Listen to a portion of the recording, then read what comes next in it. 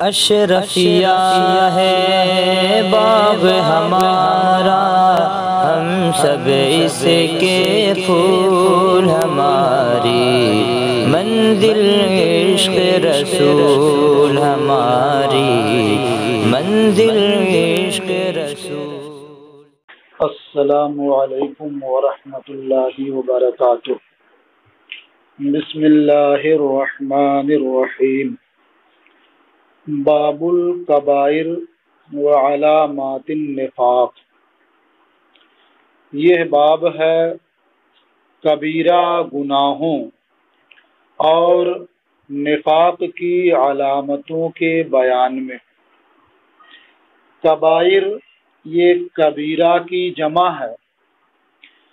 کبیرہ اس گناہ کو کہتے ہیں جس پر خصوصیت کے ساتھ شارع نے وعید فرمائی ہو۔ یہ ایک قول ہے۔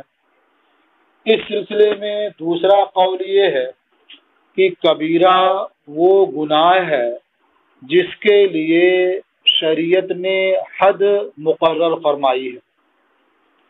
جیسے چوری ہے، یہ کبیرہ گناہ ہے، شریعت نے اس کے لیے حد مقرر فرمائی ہے۔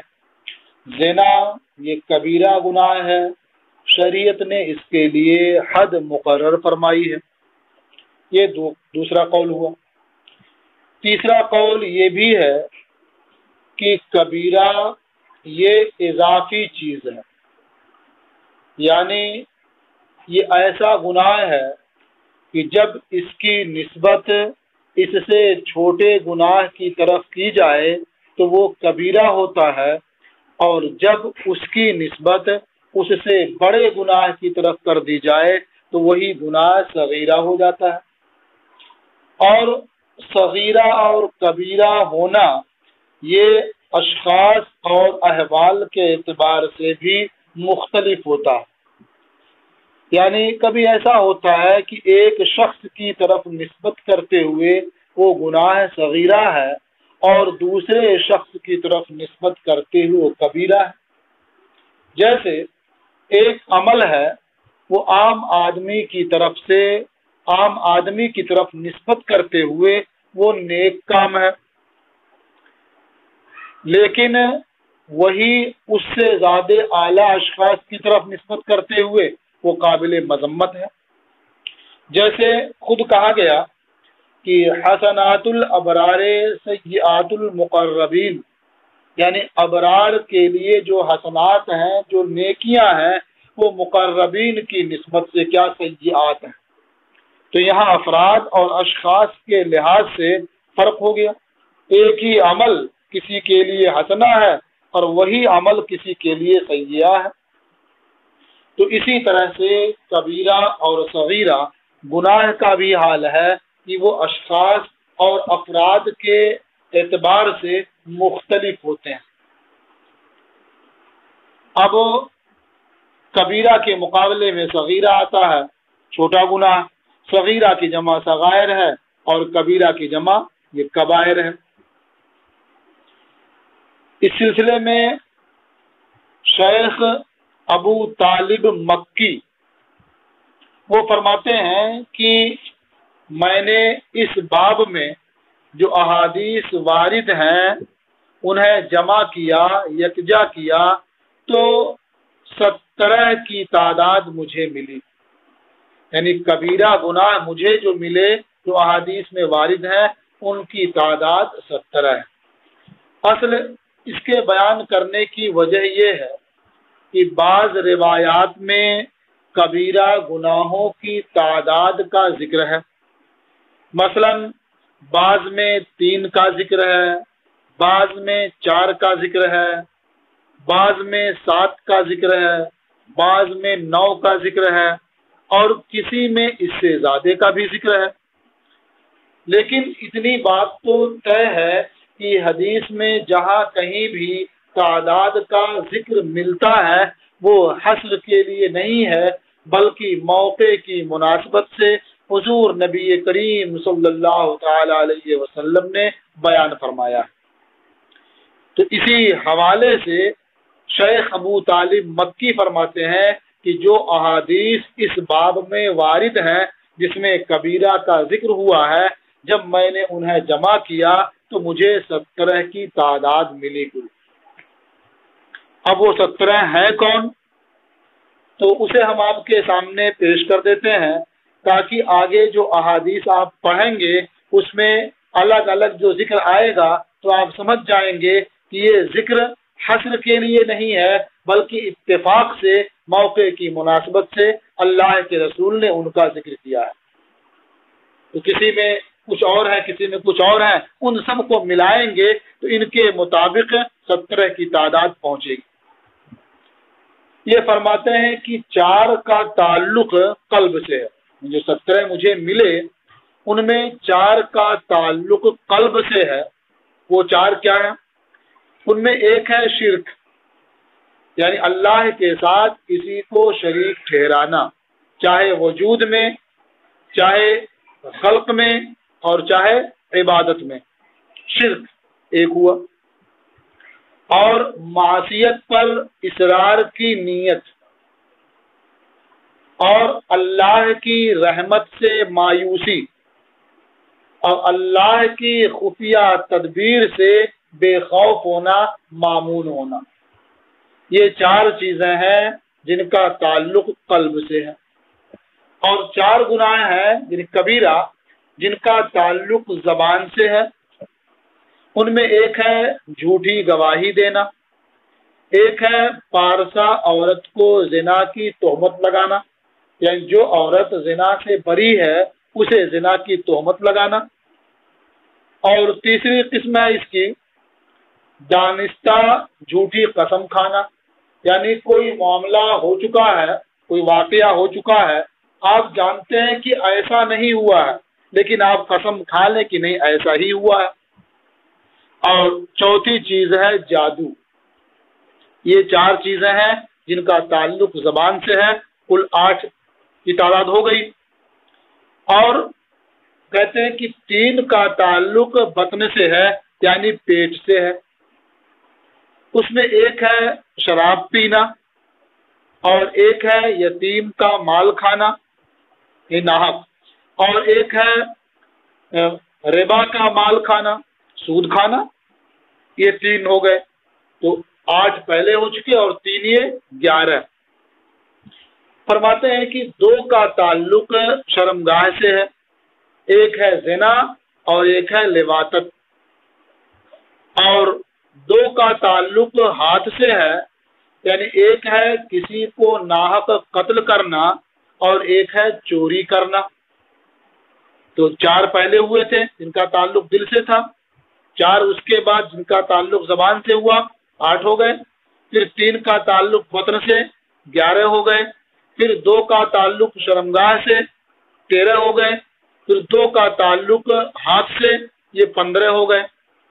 1 کا تعلق ہے پاؤں سے، یہ 16 ہو جائیں گے۔ اور جس کا تعلق پاؤں سے ہے وہ ہے لڑائی کے دن، یعنی کفار سے لڑائی کے دن بھاگ جانا میدان چھوڑ کر کے، یہ 16 ہو گئے۔ اور 1 کا تعلق ہے جو پورے بدن کو شامل ہے، وہ ہے ماں باپ کی نافرمانی کرنا۔ یہ کل 17 گناہ ہیں جن کے بارے میں فرماتے ہیں کہ یہ احادیث میں وارد ہیں، ان سے معلوم ہوتا ہے کہ یہ سب کبیرہ ہے۔ یہاں جو بھاگنے، یعنی میدان چھوڑ کر بھاگنے کا مسئلہ ہے وہ یہ ہے کہ جب مقابلہ جاری ہو تو میدان چھوڑ کر کے بھاگ جانا، ورنہ اگر مقابلے میں کوئی نسبت نہ ہو، ایک کے مقابلے میں 2 سے زیادہ ہوں یا اور بڑی تعداد ہو، تو ایسے موقع پر جان بچا کر کے آ جانا یہ اس میں شامل نہیں ہے۔ ماں باپ کی نافرمانی کرنا گناہ کبیرہ میں ہے۔ اس سے مراد وہ ہے جو شریعت کے مطابق ہو، لیکن اگر ماں باپ شریعت کے خلاف کسی بات کا حکم دیتے ہیں تو ماں باپ کی بات بھی نہیں مانی جائے گی، کیونکہ صاف فرمایا گیا لا طاعت لمخلوق فی معصیت الخالق، خالق کی نافرمانی میں کسی مخلوق کی اطاعت و فرما برداری نہیں کی جا سکتی۔ تو اس طرح سے کبائر کے بارے میں آپ نے سمجھ لیا کہ اقوال مختلف ہیں تعریفیں اس کی مختلف ہیں، تعداد اس کی مختلف ہے۔ اور اس باب میں نفاق کی علامتوں کا بھی بیان ہے۔ یعنی نفاق کا مطلب کیا ہوتا ہے کہ آدمی زبان سے کچھ کہے اور اس کے دل میں کچھ اور ہو، یعنی زبان سے وہ کلمہ پڑھتا ہے، اسلام کا اقرار کرتا ہے اور دل میں کفر چھپائے ہوئے ہے، اسے بھی نفاق کہتے ہیں۔ اور نفاق کا یہی معنی اور مفہوم زیادہ مشہور اور معروف ہے۔ اب یہاں نفاق کی کچھ علامتیں بیان کی جائیں گی، جہاں اس کا ذکر آتا ہے پھر انشاءاللہ کچھ باتیں بتاتے ہیں وہاں۔ الفصل الاول، پہلی فصل۔ عن عبداللہ ابن مسعود رضی اللہ عنہ قال، حضرت عبداللہ ابن مسعود رضی اللہ تعالی عنہ سے روایت ہے، انہوں نے فرمایا، قال رجل یا رسول اللہ ای الذنب اکبر، ایک شخص نے عرض کیا، اے اللہ کے رسول، کون سا گناہ زیادہ بڑا ہے؟ ای الذنب اکبر عند اللہ، اللہ کے نزدیک، اللہ کی بارگاہ میں کون سا گناہ سب سے بڑا ہے؟ قال ان تدعو للہ ندا، سرکار نے ارشاد فرمایا، وہ یہ ہے کہ تم اللہ کے لیے کوئی شریک پکارو، یعنی اللہ کے لیے تم کوئی شریک ٹھہراؤ۔ یہ اللہ کے لیے شریک ٹھہرانا یہ اللہ کے نزدیک سب سے بڑا گناہ ہے۔ اب یہ شریک ٹھہرانا چاہے وجود میں ہو، یعنی اللہ کے ساتھ کسی کو اور اس طرح سے آپ قدیم مانیں، یا یہ کہ عبادت میں اس کے ساتھ کسی کو شریک ٹھہرائیں، یا یہ کہ خلق میں کسی اور کو اس کے ساتھ شامل کریں، یہ تینوں صورتیں شریک ٹھہرانے کی ہیں۔ تو تمہارا اللہ کے ساتھ کسی کو شریک ٹھہرانا یہ اللہ کے نزدیک سب سے بڑا گناہ ہے۔ ند یہ واحد ہے، اس کی جمع انداز بھی آتی ہے۔ وَهُوَ خَلَقَكَ، جبکہ اس نے تمہیں پیدا کیا ہے، یعنی تم اللہ کے لیے کوئی شریک ٹھہراؤ حالانکہ اللہ نے تمہیں پیدا فرمایا۔ قال ثم ایٌ، حضرت عبداللہ ابن مسعود نے فرمایا، پھر کون سا گناہ زیادہ بڑا ہے؟ یعنی یہ تو سب سے بڑا ہو گیا، پھر اس کے بعد کون سا گناہ بڑا ہے؟ قال ان تقتل ولدک خشیۃ ان یطعم معک، وہ یہ ہے کہ تم اپنے بچے کو اس خوف سے قتل کرو کہ وہ تمہارے ساتھ کھانا کھائے، یعنی اس ڈر سے کہ اب اس کے کھانے کا انتظام کرنا پڑے گا، اس کے لیے بھی کمانا پڑے گا، جمع کرنا پڑے گا، وہ تمہارے ساتھ کھانا کھائے گا، تو اپنے ساتھ کھانا کھلانے کے خوف سے اسے قتل کر دینا یہ اللہ کے نزدیک بڑا گناہ ہے۔ قال ثم ایٌ، حضرت عبداللہ ابن مسعود نے پوچھا پھر کون سا گناہ بڑا ہے؟ قال ان تزنی حلیلۃ جارک، فرمایا بڑا گناہ اس کے بعد یہ ہے کہ تو اپنے پڑوسی کی بیوی سے زنا کرے۔ تو زنا تو مطلقاً یہ کبیرہ گناہ ہے، بڑا گناہ ہے، لیکن پڑوسی کی بیوی سے زنا کرنا یہ اور بڑا ہے کہ حق کے پڑوس کو برباد کیا، اور جو پڑوسی تم پر مطمئن تھا، مامون تھا، تم نے اس کی امانت میں خیانت کی، اور اس کے جو وہ سمجھ رہا تھا تمہیں امین، تم نے اس میں خیانت کی اور تو نے اس کے اس اعتبار کو مجروح کر دیا۔ اس لحاظ سے پڑوسی کی بیوی کے ساتھ زنا کرنا عام زنا سے بھی زیادہ بڑا گناہ۔ حلیلہ یہ کہتے ہیں بیوی کو، کیونکہ میاں بیوی میں ہر ایک دوسرے کے لیے حلال ہوتا ہے، اس لیے حلیلہ تانیث کے ساتھ ہے تو بیوی کے معنی میں ہوا، اور اگر اس کے بغیر اس کا استعمال ہوتا تو شوہر کے معنی میں یہ ہوتا۔ تو فرمایا کہ بڑا گناہ یہ ہے کہ تو اپنے پڑوسی کی بیوی کے ساتھ زنا کرے۔ تو یہ اس میں تین چیزوں کا اللہ کے رسول نے بیان فرمایا، یعنی شرک اور ناحق قتل کرنا اور زنا، 3 کا بیان اسے فرمایا اللہ کے رسول نے. فانزل اللہ تصدیقہا، تو اللہ تعالی نے اس کی تصدیق نازل فرما دی، ان کبائر کی تصدیق نازل فرما دی. اور قرآن پاک میں یہ آیت آ گئی والذین لا يدعون مع اللہ الہا آخر ولا يقتلون النفس التي حرم اللہ الا بالحق ولا يزنون، اور وہ لوگ جو اللہ کے ساتھ دوسرے کو معبود نہیں پکارتے ہیں اور نہ ہی اس جان کو قتل کرتے ہیں جسے اللہ نے حرام قرار دیا مگر حق کے ساتھ، اور نہ ہی وہ زنا کرتے ہیں. یہ تینوں کا ذکر اس میں ہو گیا. تو گویا جو مومن ہے، نیک ہے، ان کے اوصاف یہ ہوئے کہ نہ وہ اللہ کے ساتھ کسی کو شریک ٹھہراتے ہیں، نہ ناحق کسی جان کو قتل کرتے ہیں. ہاں، حق کے ساتھ قتل کرنا اس میں شامل نہیں. مثال کے طور پر کسی نے کسی کو جان سے مار دیا اور قصاص میں اسے قتل کیا گیا، یہ اس میں نہیں آئے گا. اور نہ وہ زنا کرتے ہیں. متفق علیہ، یہ حدیث متفق علیہ. وعن عبداللہ ابن عمر قال، اور حضرت عبداللہ ابن عمر سے روایت ہے، انہوں نے فرمایا کہ اللہ کے رسول صلی اللہ علیہ وسلم نے ارشاد فرمایا الکبائر الاشراک باللہ، یعنی کبیرہ گناہ کیا ہے؟ الاشراک باللہ، اللہ کے ساتھ شریک ٹھہرانا. وعقوق الوالدین، اور ماں باپ کی نافرمانی کرنا. وقتل النفس، اور قتل نفس یعنی کسی کو ناحق قتل کرنا. والیمین الغموس، اور دانستہ جھوٹی قسم کھانا.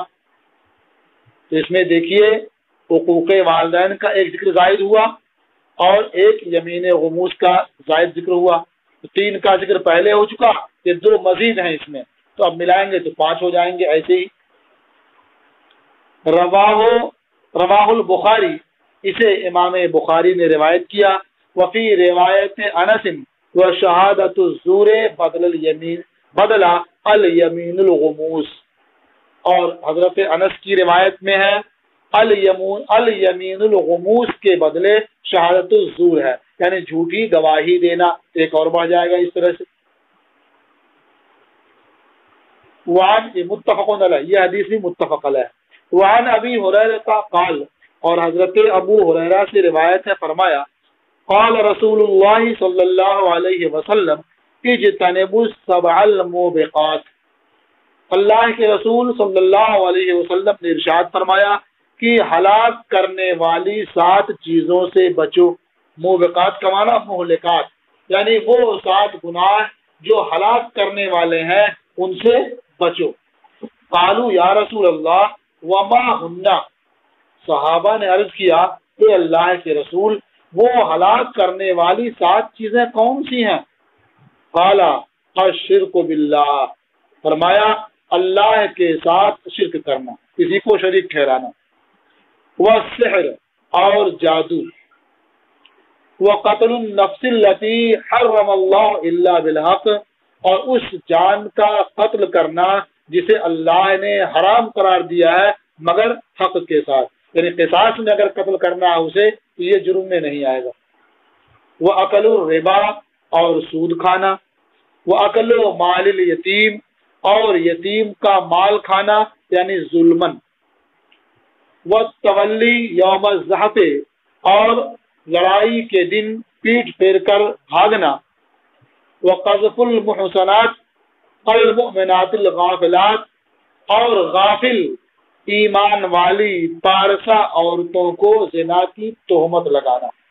یہ جو قید ہے غافلات کی، یہ قید اتفاقی ہے، کیونکہ جب کسی کو تہمت لگائی جاتی ہے اور وہ اس جرم کا مرتکب نہیں ہے تو اس بات سے غافل ہوتا ہے، بے پرواہ ہوتا ہے. بعد میں اسے معلوم ہوتا ہے اس کے خلاف تو ایسی باتیں کی جا رہی ہیں. تو یہ تہمت لگانا بھی کبیرہ گناہوں میں سے ہے.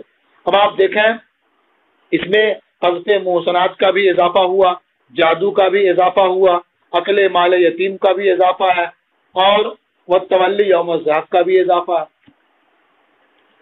تو جس میں بھی جس کا ذکر آ رہا ہے آپ پہلے سن چکے ہیں کہ یہ حصر کے لیے نہیں ہے. وعنہ قال، اور انہی سے یعنی حضرت ابو ہریرہ سے روایت ہے، انہوں نے فرمایا قال رسول اللہ صلی اللہ علیہ وسلم لا یزنی الزانی حین یزنی وہو مؤمن، زانی زنا نہیں کرتا ہے جس وقت کی وہ زنا کرتا ہے اس حال میں کہ وہ مومن ہو۔ یہ تو لفظی معنی ہو گیا۔ مفہوم کیا ہے کہ زانی جس وقت زنا کر رہا ہوتا ہے اس وقت وہ مومن نہیں ہوتا ہے۔ تو زانی زنا کرنے کے وقت مومن نہیں ہوتا ہے، یعنی مومن کامل نہیں ہوتا ہے۔ ایسے مواقع پر جو نفی ہوتی ہے وہ کمال کی نفی ہوتی ہے، اصل شے کی نفی نہیں ہوتی ہے۔ اس لیے کہ زنا ایک عمل ہے اور عمل کی وجہ سے اس کا ایمان ختم نہیں ہوتا ہے، اس لیے کہ ایمان تصدیق قلبی کا نام ہے۔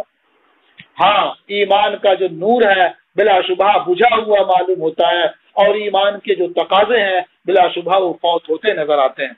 اسی لیے کمال کی نفی ہوتی ہے کہ زانی زنا کرنے کے وقت مومن نہیں رہتا۔ ولا یسرق السارق حین یسرق وهو مؤمن، اور چور چوری کرنے کے وقت مومن نہیں رہتا۔ لفظی معنی یہاں بھی وہی ہوگا کہ چوری کرنے والا چوری نہیں کرتا جس وقت کی وہ چوری کر رہا ہوتا ہے اس حال میں کہ وہ مومن ہو، یعنی چور چوری کرنے کے وقت مومن نہیں رہتا ہے، یعنی مومن کامل نہیں رہتا ہے۔ تو اس سے سمجھ میں آیا کہ یہ تو بہت بڑی وعید معلوم ہو رہی ہے کہ وہ اس کا ایمان ہی نہیں رہتا ہے، کہ یہ کبیرہ گناہوں میں سے ہوا، زنا کرنا اور چوری کرنا۔ ولا یشرب الخمر حین یشربها وهو مؤمن، اور شراب پینے والا شراب پینے کے وقت مومن نہیں رہتا۔ ولا ينتهب نهبة يرفع الناس إليه وفيها أبصارهم حين ينتهبها وهو مؤمن، اور لوٹ مچانے والا ولا ينتهب نهبة، نہبہ کہتے ہیں اس مال کو جسے لوٹ لیا جائے، اور کوئی شخص لوٹ پاٹ نہیں کرتا اس حال میں کہ لوگ اس کی جانب اس مال میں اپنی نگاہیں اٹھائیں جس وقت وہ لوٹ پاٹ کر رہا ہوتا ہے، اس حال میں کہ وہ مومن، یعنی کوئی ڈاکہ ڈالنے والا جس وقت ڈاکہ ڈال رہا ہوتا ہے وہ مومن نہیں رہتا، یعنی مومن کامل نہیں رہتا۔ اس میں جو ذکر ہے کہ یرفع الناس الیہ فی ابصارہم، یہ اعتراض ہی نہیں ہے بلکہ اتفاقی ہے کہ جب بھی کوئی ڈاکہ ڈالتا ہے، کسی کا مال کوئی چھینتا ہے اور چھین کر کے لے جا رہا ہوتا ہے، تو لوگ اس مال کو حسرت بھری نگاہوں سے دیکھتے رہتے ہیں اور لوٹنے والے کو دیکھتے ہیں کہ کیسا ظالم و جابر شخص ہے کہ اس کے اندر ذرا بھی اللہ کا خوف نہیں ہے، کیسی جرات اور کیسی دلیری کر رہا ہے، نہ اسے قانون کا پاس و لحاظ ہے نہ اللہ کا کوئی خوف ہے۔ تو چونکہ عموماً ہوتا ایسا ہی ہے، اس لیے اس کا ذکر ہے اس میں کہ لوگ اس ڈاکہ ڈالنے والے اس لوٹنے والے کی طرف اپنی نگاہیں بلند کرتے ہیں، اٹھاتے ہیں جس وقت کی وہ لوٹ رہا ہوتا ہے۔ تو لوٹنے والا ڈاکہ ڈالنے والا ڈاکہ ڈالنے کے وقت مومن نہیں رہتا، جس کی طرف لوگ اپنی نگاہیں اس مال میں اٹھاتے ہیں۔ ولا یغل احدکم حین یغل وهو مؤمن، غلہ معنی خانہ ہوتا ہے، یہاں مراد مال غنیمت میں خیانت کرنا ہے یا یہ عام ہے۔ اور تم میں سے کوئی خیانت نہیں کرتا جس وقت کی وہ خیانت کرتا ہے اس حال میں کہ وہ مومن ہو، یعنی تم میں سے کوئی خیانت کرنے والا خیانت کرنے کے وقت مومن نہیں رہتا ہے۔ اب یہ چاہے خاص ہو، مال غنیمت میں خیانت کرنا مراد ہو یا مطلقاً خیانت کرنا مراد ہو۔ فَإِيَّاكُمْ إِيَّاكُمْ، یہ تحذیر کے لیے ہے، یعنی تم ان امور سے بچو، اپنے آپ کو ان امور سے دور رکھو، اور 2 مرتبہ اس کا ذکر کیا گیا ہے تاکید کے لیے۔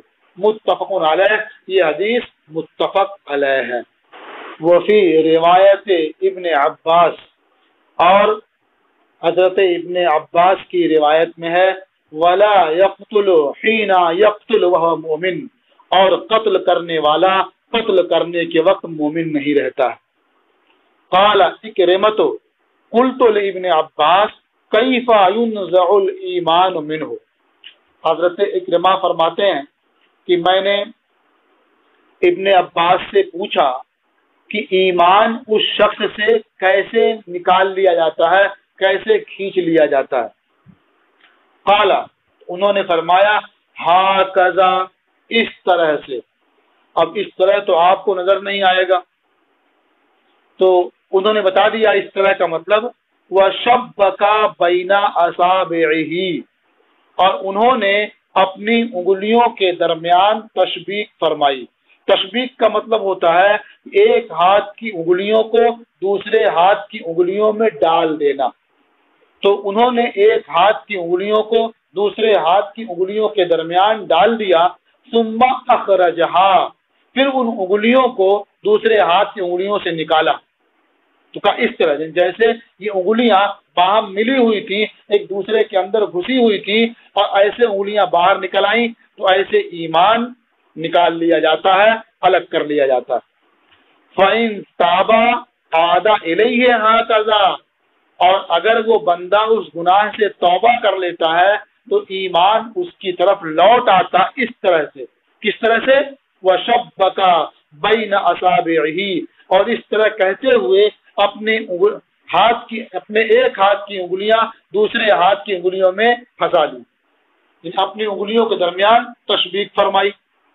تو گویا آپ خود بھی اسے دیکھ سکتے ہیں کہ اپنے ایک ہاتھ کی انگلیوں کو دوسرے ہاتھ کی انگلیوں میں ڈال لیں، یہ سمجھیں گویا ایمان آدمی کے اندر ہے۔ جب وہ جرم کرتا ہے، اس طرح کا گناہ کرتا ہے، تو اس سے ایمان نکال لیا جاتا ہے، اور آپ اپنے ہاتھ کی انگلیاں الگ الگ کر لیں۔ جیسے یہ ایک ہاتھ دوسرے ہاتھ سے الگ ہو گیا، ایسے ایمان الگ ہو جاتا ہے۔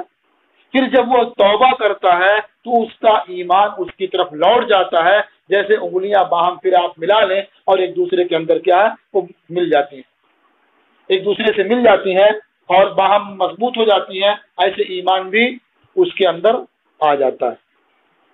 وقال ابو عبداللہ لا یکون ھذا مؤمنا تاما، یعنی ان کلمات میں جہاں کہا گیا ہے کہ وہ مومن نہیں رہتا، تو فرمایا ابو عبداللہ اسماعیل بخاری نے فرمایا کہ وہ شخص مومن تام نہیں رہ جاتا ہے، مومن کامل نہیں ہوتا ہے۔ ولا یکون له نور الایمان، اور اس شخص کے لیے نور ایمان نہیں رہتا، یعنی اگر اس کا ایمان کامل ہوتا تو ایسا گناہ نہیں کرتا، اور اگر نور ایمان باقی ہوتا تو اس کی روشنی میں یہ گناہ وہ نہیں کرتا۔ ھذا لفظ البخاری، یہ بخاری کا لفظ ہے۔ یہ لمحہ فکریہ ہے ان حضرات کے لیے جو اس قسم کے جرم کا ارتکاب کرتے ہیں اور اس کے بعد مومن ہونے کا دعویٰ کرتے ہیں، زبان سے اس کا پرچار کرتے ہیں اور اس طرح کے جرم کا ارتکاب کرتے ہیں۔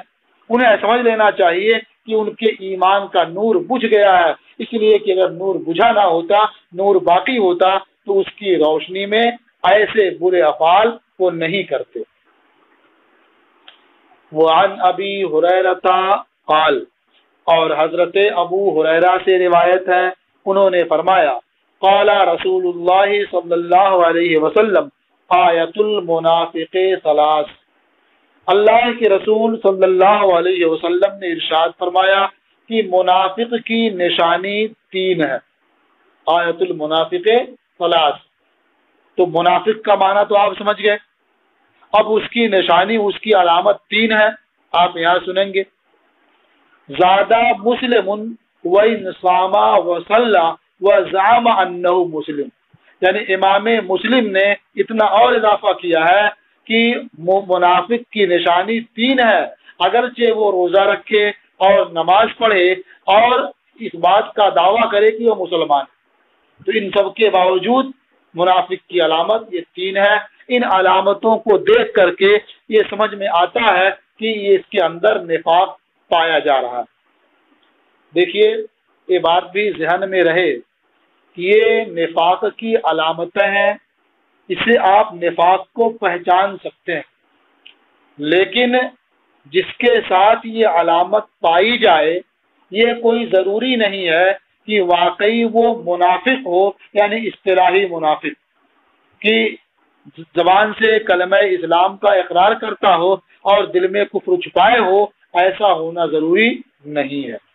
یہ اس کا مطلب اتنا ہے کہ یہ نشانی کسی مومن کی شان نہیں کہ اس کے ساتھ پائی جائے، یہ نشانی تو منافقین کا شیوا ہے، یہ نشانی ان کے ساتھ پائی جانی چاہیے۔ بالکل اسے ایسے ہی سمجھ سکتے ہیں جیسے نماز نہ پڑھنا یہ کفر کی علامت ہے، کفر کی پہچان ہے۔ ایمان کی پہچان نماز پڑھنا ہے، تو جو آدمی نماز پڑھتا ہوا پایا جائے گا یہ سمجھا جائے گا بظاہر کہ یہ مسلمان ہے، لیکن ہر نماز پڑھنے والا واقعی مسلمان ہی ہو یہ کوئی ضروری نہیں ہے۔ ایسے ہی جو نماز نہیں پڑھتا ہے تو یہ سمجھ میں آتا ہے کہ یہ نشانی نہیں پائی جا رہی ہے، یہ کفر کی علامت ہے، کفر کی پہچان ہے، تو کافر ہوگا۔ لیکن ایسا نہیں کہ جو نماز نہ پڑھے وہ کافر ہی ہو۔ اسی طرح سے یہاں بھی ہے کہ یہ نشانی تو منافق کی ہے کہ ان کے ساتھ یہ نشانی ہونی چاہیے، لیکن جس کے ساتھ یہ نشانی پالی جائے وہ واقعی اصطلاحی منافق ہی ہو یہ ضروری نہیں ہے۔ اب وہ نشانی ہے کیا؟ فرماتے ہیں سمت تفقہ، یعنی امام مسلم نے یہ کلمات زیادہ کیے، پھر دونوں متفق ہیں آگے کے کلمات پر۔ پھر امام مسلم اور امام بخاری متفق ہیں، بیان کرتے ہیں اذا حدث کذب، یعنی منافق کی ایک نشانی یہ ہے کہ جب وہ بات کرے تو جھوٹ بولے، بات کرے تو جھوٹ بولے۔ تو اب وہ منافق کی نشانی ہے، لیکن اب یہ ایسا نہیں کہ جو جھوٹ بولے وہ اصطلاحی منافق ہو جائے۔ ہاں لغوی منافق اس طور پر ہو سکتا ہے کہ منافق کا معنی ہوتا ہے دو رخا، یعنی دل میں کچھ ہے اور زبان پر کچھ ہے، تو وہ جانتا ہے کہ ایسا نہیں ہے، دل میں اسے غلط سمجھ رہا ہے اور زبان سے صحیح کہہ رہا ہے اسے، اس کا مطلب کیا ہے؟ وہ اس لحاظ سے منافق ہے، لیکن اصطلاح میں ایسے کو منافق نہیں کہا جاتا ہے۔ تو جب وہ بات کرے تو جھوٹ بولے، وَإِذَا وَعَدَ أَخْلَفَ، اور جب وعدہ کرے تو وعدہ کے خلاف کرے، وَإِذَا اؤْتُمِنَ خَانَ، اور جب اسے امین بنایا جائے تو وہ خیانت کرے۔ یہ تین نشانی ہے منافق کی۔ وعن عبداللہ ابن عمر قال، اور حضرت عبداللہ ابن عمر سے روایت ہے، انہوں نے فرمایا قال رسول اللہ صلی اللہ علیہ وسلم اربع من کن فیہ کان منافقا خالصا، اللہ کے رسول صلی اللہ علیہ وسلم نے ارشاد فرمایا چار چیزیں ایسی ہیں کہ وہ جس شخص کے اندر ہوں گی وہ پکا منافق ہوگا۔ ومن کانت فیہ خصلۃ منہن، اور جس شخص کے اندر ان چار چیزوں میں سے ایک خصلت ہوگی، کانت فیہ خصلۃ من النفاق، تو اس کے اندر نفاق کی ایک خصلت ہوگی، حتی یدعہا، یہاں تک کہ وہ اس خصلت کو چھوڑ دے۔ اب وہ چار چیزیں کون ہیں؟ بیان کرتے ہیں اذا اؤتمن خان، جب اسے امین بنایا جائے تو وہ خیانت کرے، تو خیانت ایک علامت ایک چیز ہوئی۔ وَإِذَا حَدَّثَ كَذَبَ، اور جب وہ بات کرے تو جھوٹ بولے، تو جھوٹ بولنا ایک چیز ہوئی۔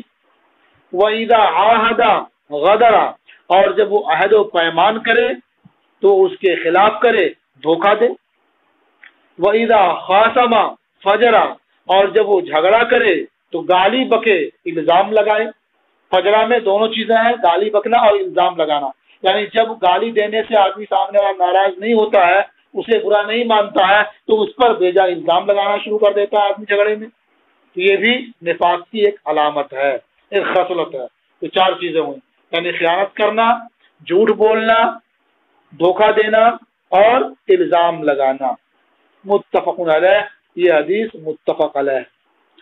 وعن ابن عمر قال، اور حضرت ابن عمر سے روایت ہے، انہوں نے فرمایا قال رسول اللہ صلی اللہ علیہ وسلم مثل المنافق كالشاة العائرة بين الغنمين تعير الى هذه مرة والى هذه مرة، اللہ کے رسول صلی اللہ علیہ وسلم نے ارشاد فرمایا منافق کی مثال اس بکری کی طرح سے، منافق کی مثال اس بکری کی طرح سے ہے جو دو ریوڑوں کے درمیان چکر لگاتی ہے، کبھی ادھر بھاگ کر کے جاتی ہے اور کبھی اس ریوڑ کے پاس بھاگ کر کے جاتی ہے۔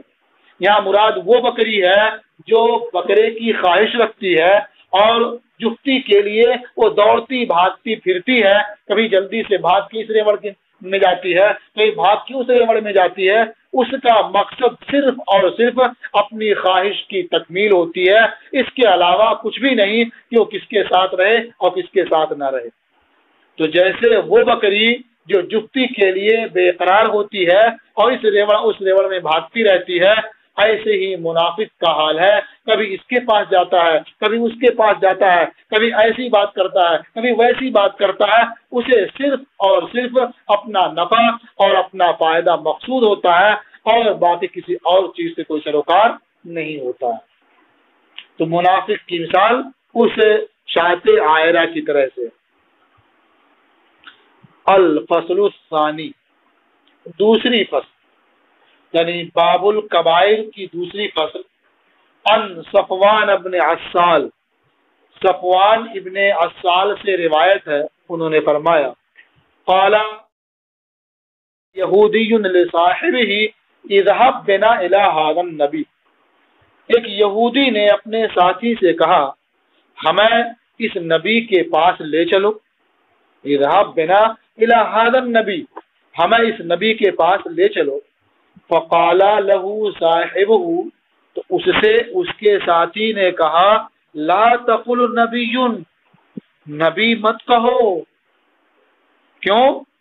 انہ لو سمعک لکان له اربع اعین، یقیناً اگر وہ تمہیں نبی کہتے سن لے گا تو اس کی 4 آنکھیں ہو جائیں گی۔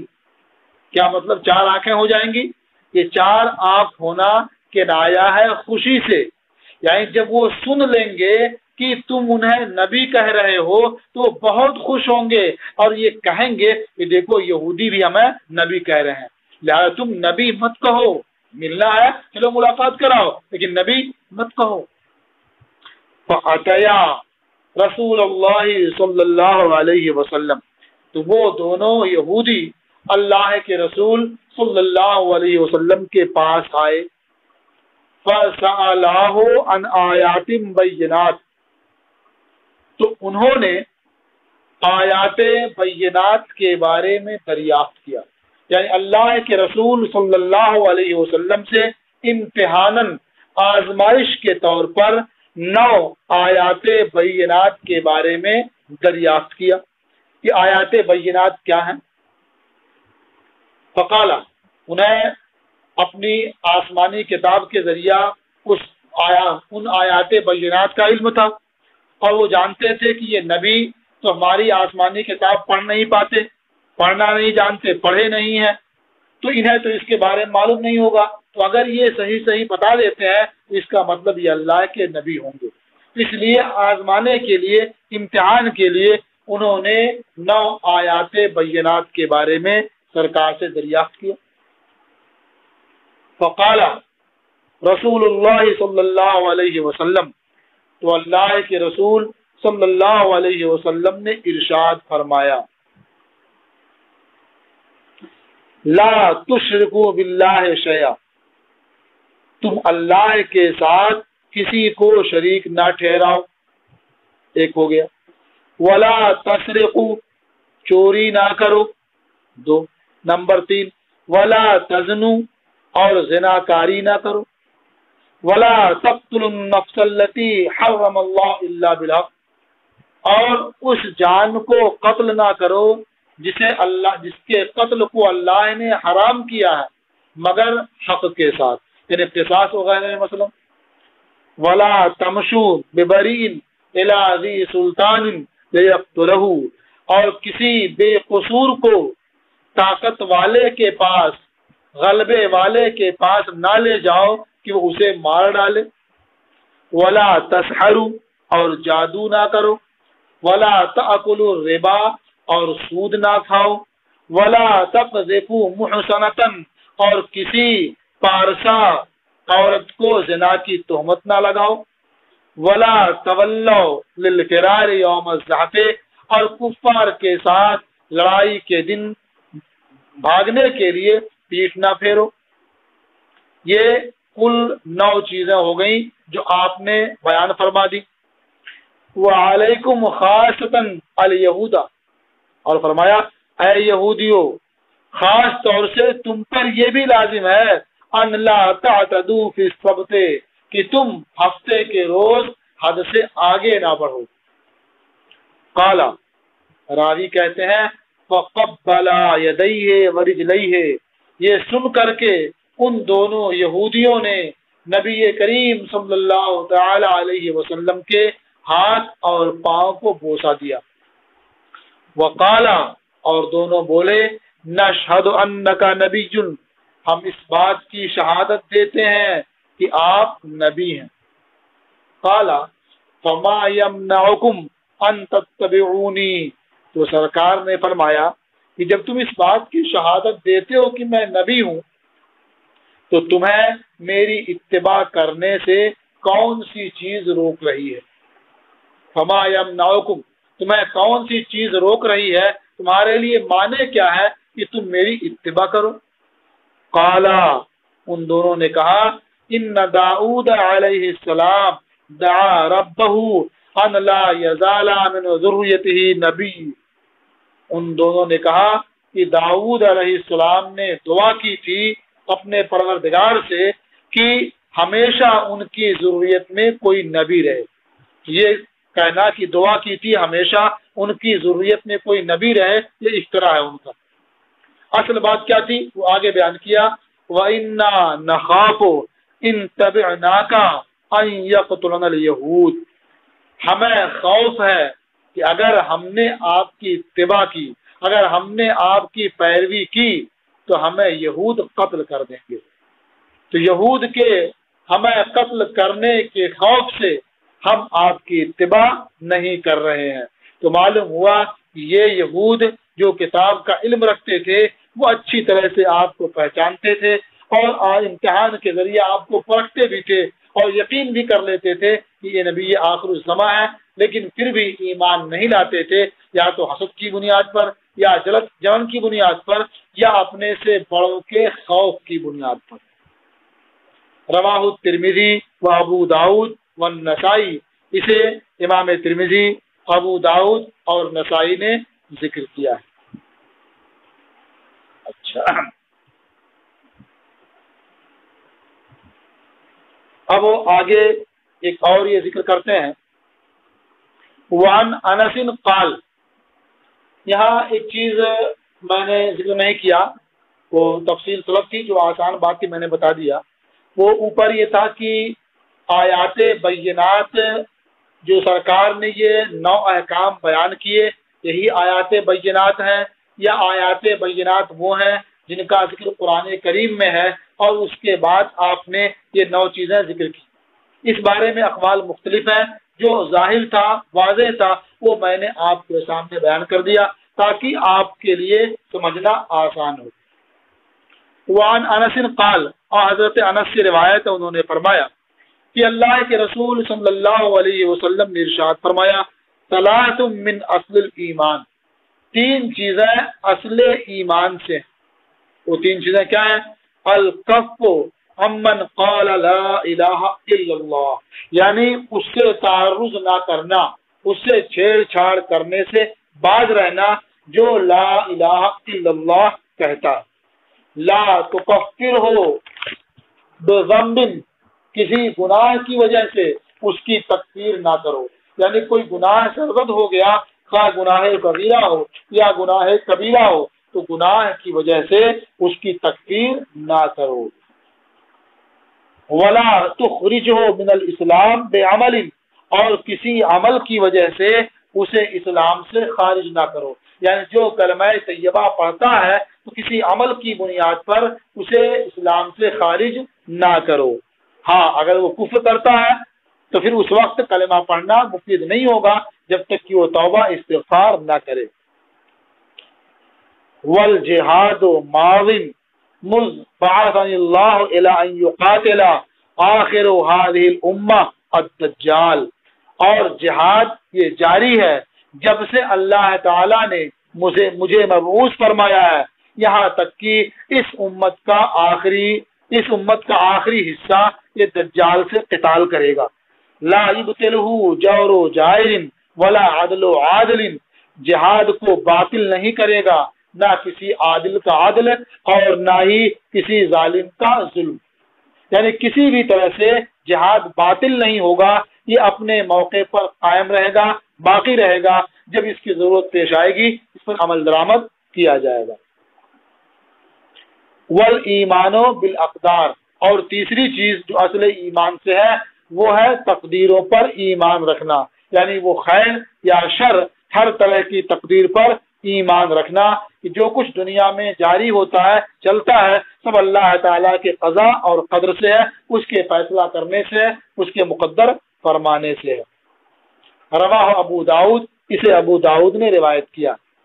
وعن ابی ہریرہ قال، اور حضرت ابو ہریرہ سے روایت ہے انہوں نے فرمایا قال رسول اللہ صلی اللہ علیہ وسلم اذا زنى العبد خرج منه الایمان، اللہ کے رسول صلی اللہ علیہ وسلم نے ارشاد فرمایا کہ جب بندہ زنا کرتا ہے اس سے ایمان نکل جاتا ہے، فکانا فوق راسہ کالظلہ، تو ایمان اس کے سر کے اوپر ایسے رہتا ہے جیسے چھتری ہوتی ہے۔